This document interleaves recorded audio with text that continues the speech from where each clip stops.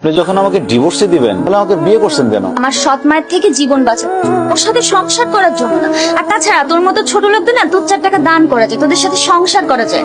আপনার জীবন বাঁচানোর জন্য আমার জীবন নষ্ট করলেন কেন? তোর মতো সবজি আলার আবার কিসের জীবন রে? আর তাছাড়া তোর কাছে না আমি আমার লাইফের প্রবলেম শেয়ার করতে একদম রাজি। আর তোর কত বড় সাহস, তুই আমার সাথে এক বিছানায় ঘুমাইতে চাস?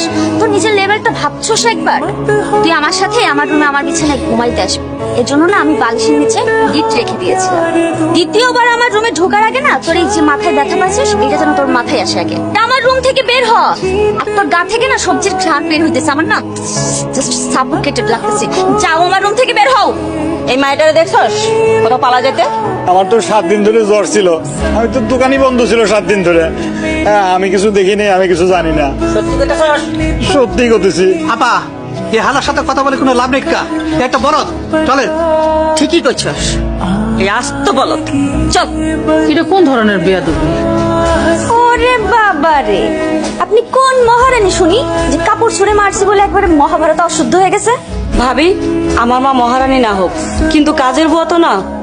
তুমি তো আমার মায়ের সাথে কাজের বুয়ার মতো আচরণ করতেছো।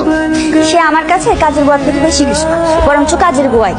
ভাবি, তুমি বড় লোকের মেয়ে হয়েছো বইলা আমাদের সাথে এরকম খারাপ ব্যবহার করতে পারো না। কি ব্যবহার করব না করব সেটা তোমার থেকে আমাকে শিখতে হবে।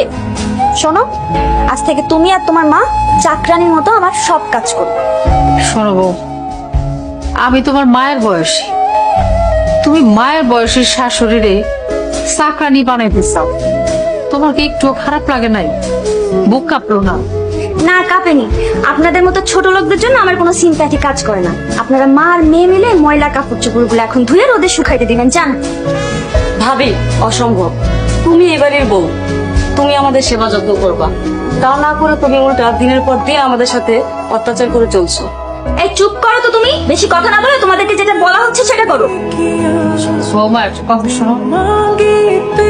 জি বলেন। বৌমা, আমি তোমার চাকরানি হয়ে থাকুন, কিন্তু তুমি আমার একটা কথা রাখবা। মা, তুমি কি বললা? শাশুড়ি হয়ে ছেলের বউ চাকরানি হয়ে থাকবা? হ, আমি বোর কথা মতো চাকরানি হয়ে থাকবো, আমার কোনো কষ্ট হইব না, খারাপ লাগবে না।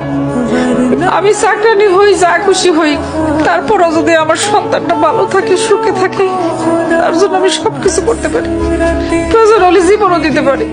এত ভনিতা করার দরকার নেই, কি বলতে চান সেটা বলেন। বৌমা, আমার ছেলেটারে তুমি ডিভোর্স দিও না। বিশ্বাস করো, আমার ছেলেটা তার জীবনের চাইতে তোমারে বেশি ভালোবাসে।